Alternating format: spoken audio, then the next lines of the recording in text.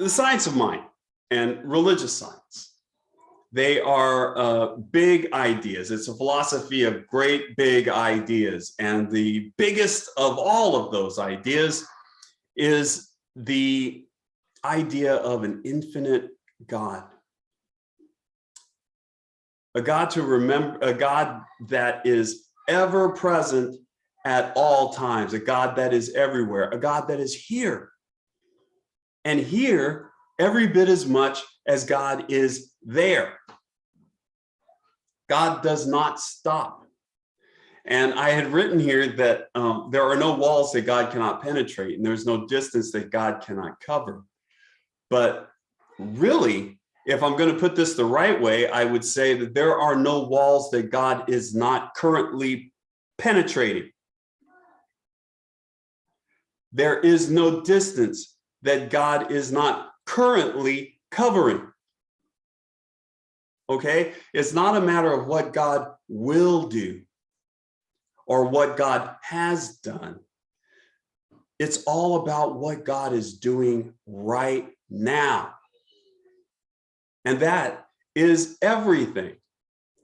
And so because we have an infinite God that is everywhere at all times, we know that we're always in the presence of God. And so if we're always in the presence of God, if we always have God dwelling within us, because God is everywhere, including inside, then we are in constant communication with God. God is always talking to us. God is always available for us to talk to it. And the funny thing is that God is always talking, but we're only sometimes hearing. You know, you ever like walking along and then all of a sudden something happens, boom, boom, boom, you make a connection in your mind, you're like, oh, wow, that came from God. And it's this thing, it's like, oh, wow. Okay, and when I feel that, it's like, it's always very special. It's like, oh, wow, that was a message right from God directly to me. That was wonderful. But I don't always feel that way. There are times in between those times when I'm just living my life and I'm not aware of what God is trying to tell me. Not always aware. But luckily for us, if this has happened to you, luckily for all of us, God has ways of getting our attention. And one of those ways is through humor. God's got jokes, y'all. And God's got plenty of jokes. But before we get into the jokes and what we can understand and what we can derive from them, we need to understand a few things before that. So first and foremost, we need to understand that God is always there. That makes sense. I just explained that. But the next thing we need to know is that God only loves us. And all communication from God is loving communication. God is affirmative. And that's a great word. And I found a great definition for the word affirmative. It's a verb and it means saying or showing that the answer is yes. So God is always going to be saying and showing that the answer is yes. And what's the question? We decide that. We decide what God says yes to. It's a lot of power to put on little old you and me, but there it is. That's as much power as we have. We direct the energies of God. So God's jokes will never diminish you. Okay, you're never the butt of a joke. If anything, if we think of our lives as a sitcom, if anything in that sitcom, we would be the Gilligan of the show. That lovable, kind of hapless, naive, innocent Gilligan that always has things happen to him and he always picks himself up by his bootstraps and somehow he survives to make it to the next episode. And that's us.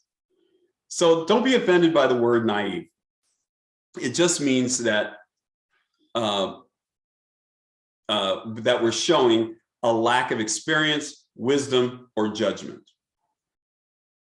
And in comparison to God, if we were to compare ourselves to God, we are always going to be naive.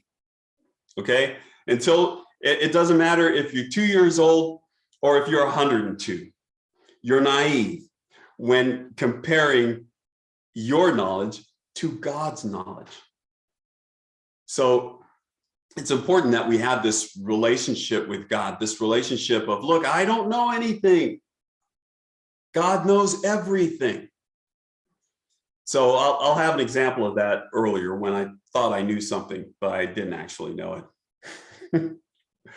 The next thing we have to realize is that God, the all-knowing, all-loving creator of all things, has a great sense of humor.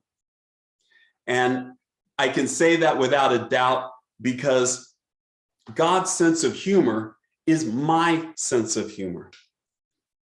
I'll explain that a little bit.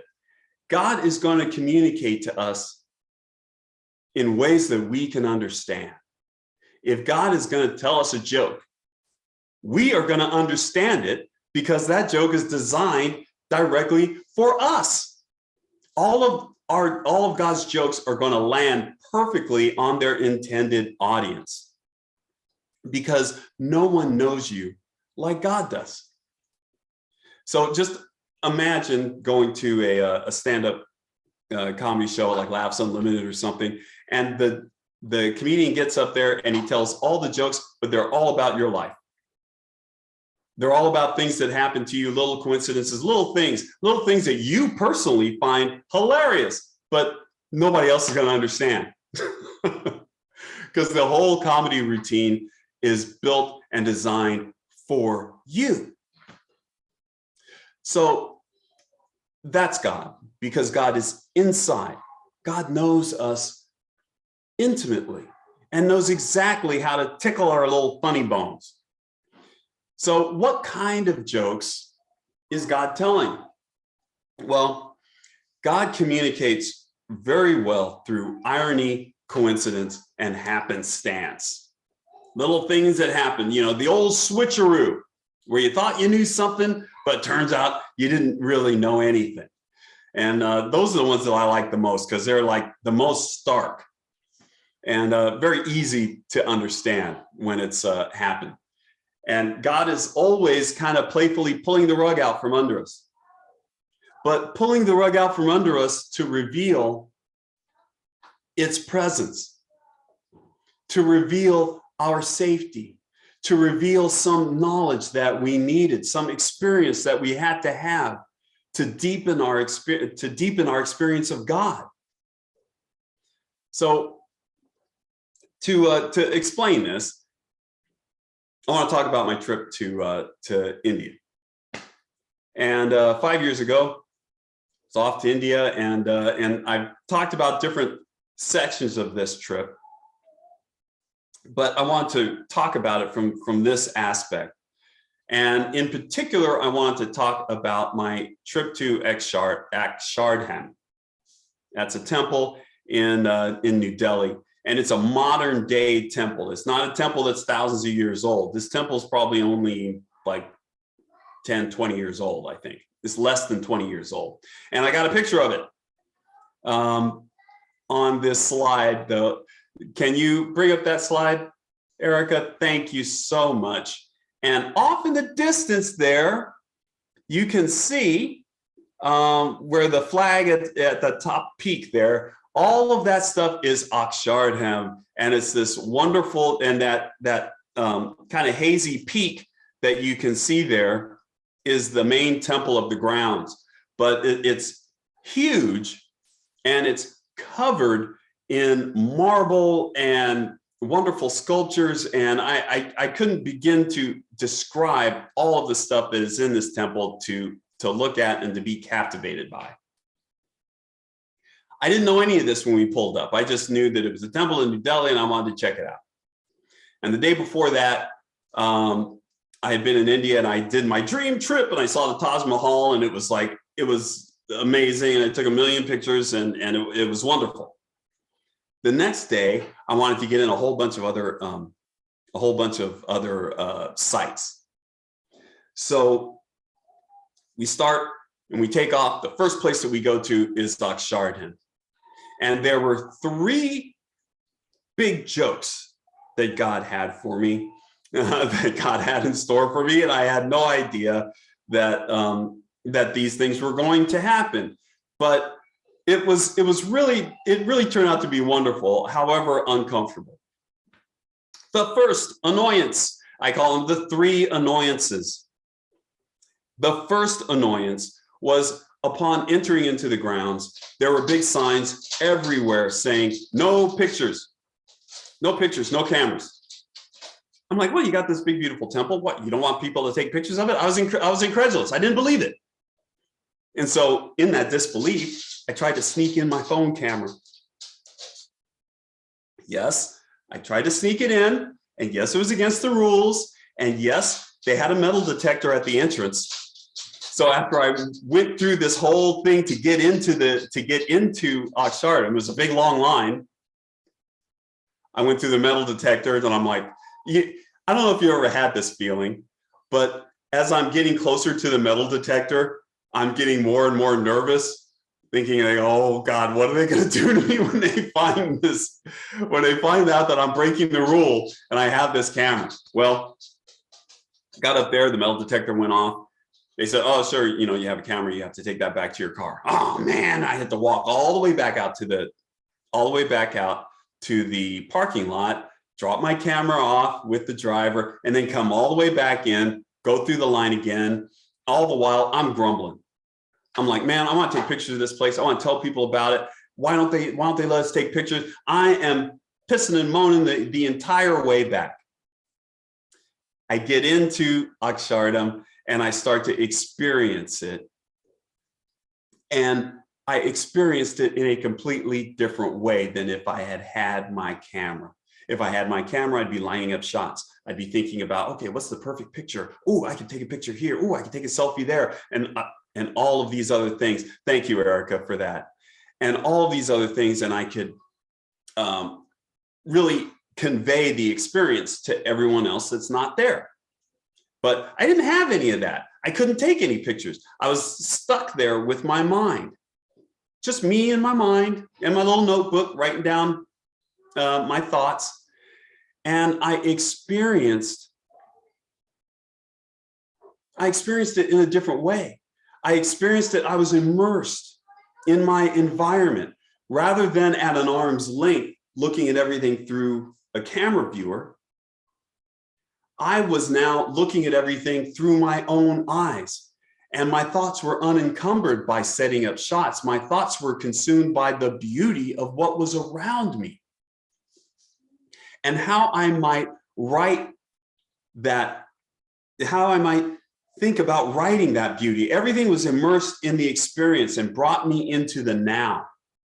And so it turned out that I was very appreciative that they took my camera away. I didn't want them to do that, but they did, and I benefited from it. And I felt a little ridiculous. This is where the joke comes in. I felt ridiculous for being so upset about not having it, about being so upset about possibly depriving myself of this wonderful experience and this expression of God that is Akshardhan. So that was the first annoyance. Annoyance number 2. Annoyance number 2. I have a thing about my feet. I don't know what it is. They're enormous. They're flat. They are not very attractive. But I'm looking at them now. It's just not attractive. I don't like taking my shoes off, period.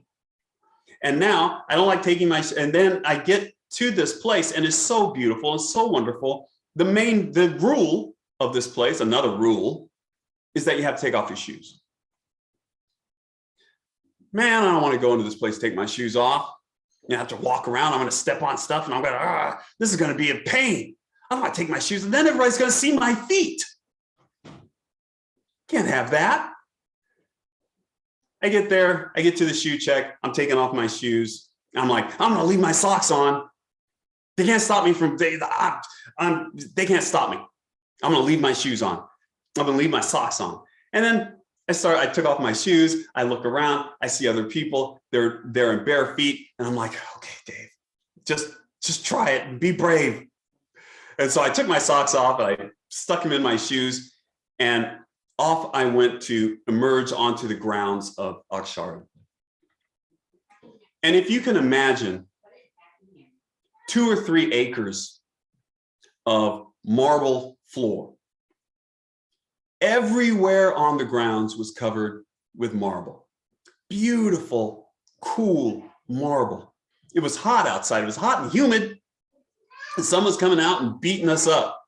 And having your feet on those cool, on that cool marble, on those cool marble slabs, the coolness of the marble goes from the bottom of your feet all the way up through your body. And it's a very interesting sensation. When you're hot at home, you don't think, oh, I got to get my feet cool. When you're hot, you're trying to cool everything else. But the coolness on my feet just made my whole body cool. So that was awesome. It also connected me to the ground. I felt like I was walking on sacred ground, because every time I stepped, I could feel where I was with my feet. It's very interesting. Maybe people that like to have bare feet all the time, maybe this is the kick, but I don't know what this kind of living is like. So that was another annoyance. I did not want to do this. I knew what the outcome would be. I would not enjoy it. I did it and I enjoyed it. So this is the playful nature of God. This is God tapping me on the shoulder saying, Dave, quit taking yourself so seriously. Loosen up, buddy. You're going to be okay. So God is always doing that, letting you know it's okay. It's okay. I love you. I love you. Over and over again, God explaining this to us in many different ways. So lastly, we've got annoyance number 3. And this was a big one for me. When I'm walking into the grounds, I see off to the left. I look off to my left and to the larger portion of the parking lot, and I see about 20 school buses over there. And it dawns on me, hey, this temple is probably a great location for field trips. There's probably a lot of kids here. And I thought, oh man, children. Now my trip is going to be messed up by kids running around all over the place, running amok, spilling things everywhere and being rude and stepping on my feet. Oh, this is going to be terrible. I hope I don't see any kids while I'm here. I hope they don't piss me off. They'll have to wind up throwing me out of this country because I cussed out a kid. Interestingly, the children that were at this event were absolutely delightful. It was so cute watching them in their orderly lines. Everybody was in a line and they were disciplined. Everybody was in a line, and these lines were just snaking throughout the grounds as they went from one part of the exhibit to the other. Little girls and their little besties, they're holding each other's hand as they're walking, and the guys would be with their best friends, and they'd have their arm over their friend, and they'd be walking, and these guys are like, first grade, second grade, third grade, all the way up to like middle school. I think there weren't any older ones there, but there were a bunch of little small kids, and they were so cute running around and just being innocent kids, full of wonder. Here's another situation where I thought that I knew what was going to happen. I had experience. I know about kids. I know about field trips. They're always running amok. I made this calculation. I know what's happening. And what's happening is my misery and my suffering. That's what's happening. But God had a different calculation. God had a different calculation that God revealed to me in this experience, in an experience that I would have avoided, maybe pulling up, seeing all those school buses. I might say, I'm going to come back tomorrow.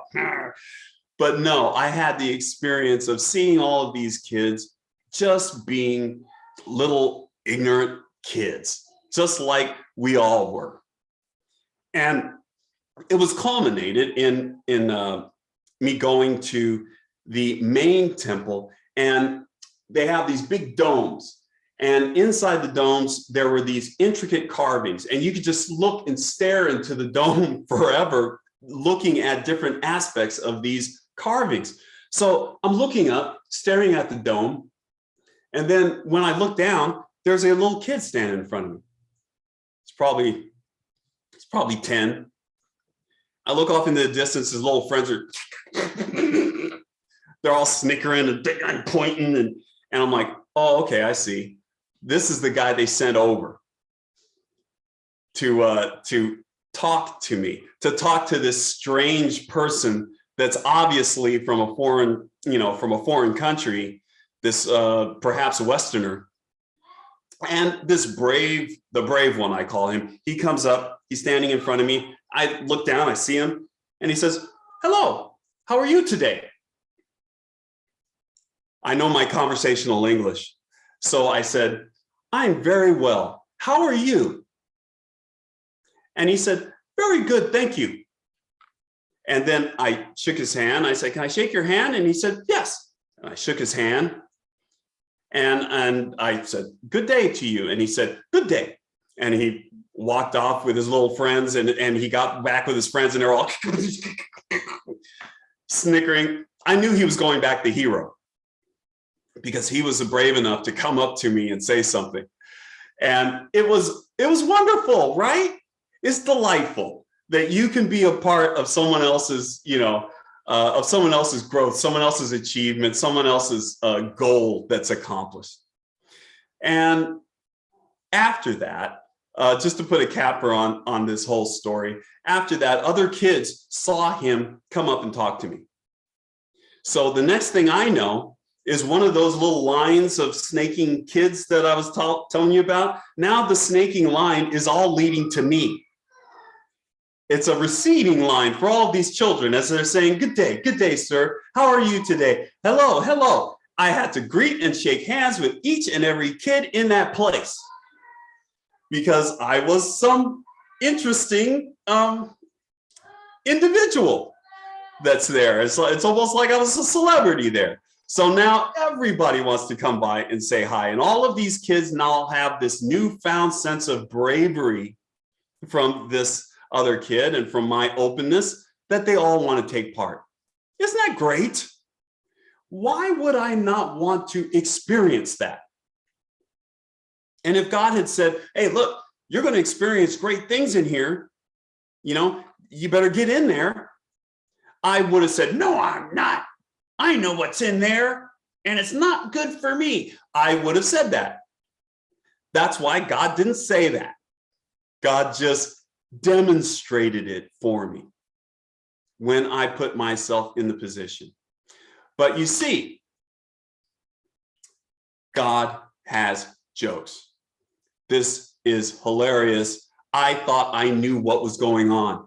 I mean, I could probably, I had to really kind of search for these stories, but my wife could tell you many occasions when I thought that I was right and I wasn't. Hilariously not right. So that is the kind of communication we can expect from God. And so as we're getting these jokes from God, I'm learning a lesson. I'm learning lessons. And the lesson that I learned from this entire Akshardam experience is that I don't know where my good is coming from. I think I know, but I don't know.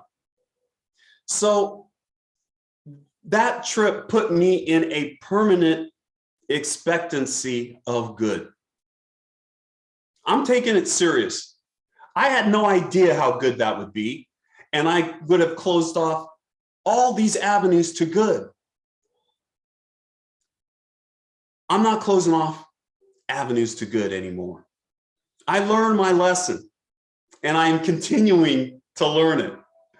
And the main lesson is that good is coming in from everywhere. And the good might be coming from the place that I know, but good is also coming from that place that I don't know, where I'm not even looking. And so God delightfully explained this to me and illustrated this for me. And this is what God is doing at all times. So this brings us to our homework for today. And it's very simple. Have fun with God.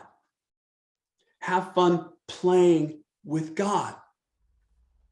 When you get that indication that, oh man, I don't know this, or oh man, I've just learned a lesson, and some hilarious thing has happened to you as a result of this, as a result of something that you did, know that that hilarious communication is coming directly from God. It's coming because God loves you, because God knows you, because God knows you're listening, and because God wants to bring about your good in the form of our beliefs. If we believe in good, we will have good, period. Because God is in the affirmative, right? Always saying yes.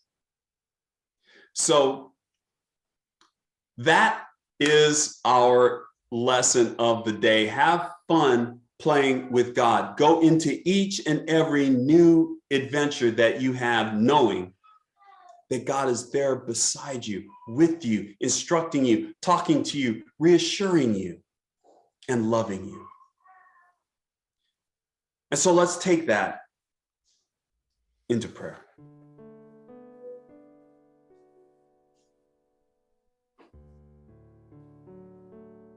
Oh, let's go inside.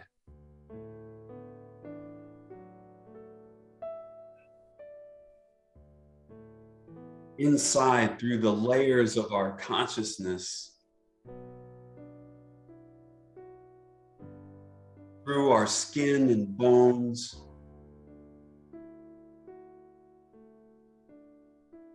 through the universe of our minds, through all condition,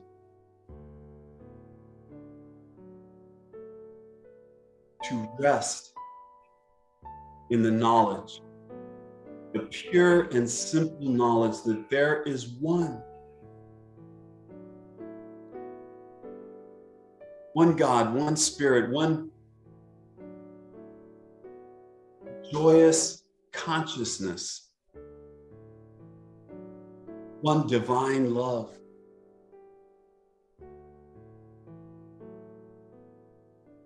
One consummate joker, joking lovingly, joking supportively, joking instructionally. This is the loving communication of God. And I know that God and I are one. And that I enjoy all of the things that God is. As God is in the great, I know I am in the small. I have access to the love and the hope and the dreams and the wisdom, the beauty that is God.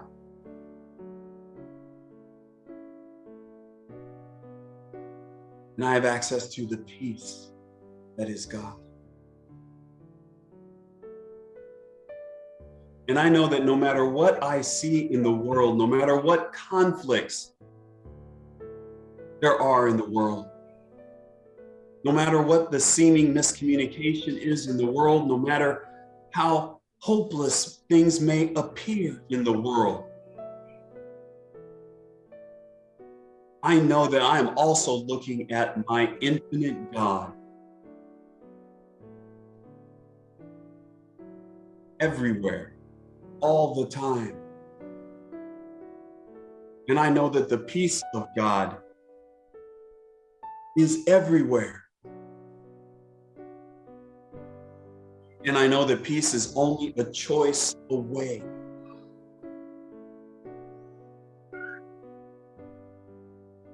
And sometimes this is all I can know.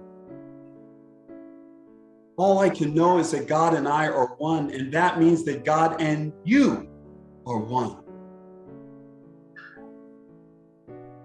as I am equal to any person on this planet. As much God as is in me is as much God as is in anyone else. It's in you.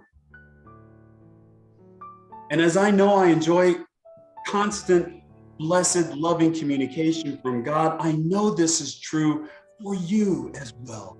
For everyone that's listening to my voice, for everyone that is walking this planet, we are all connected and plugged in to the source of all things.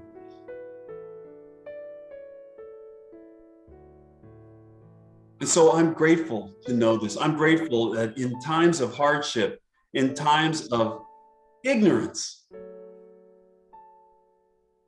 that God is ever available, that God is here to reveal the truth of our connection and our intrinsic love for each other. And so I release these words knowing that they're true, and knowing that they're acted upon by an active, hilarious universe. And I release these words knowing that they're true and done. And let us all release these words with the words, and so it is.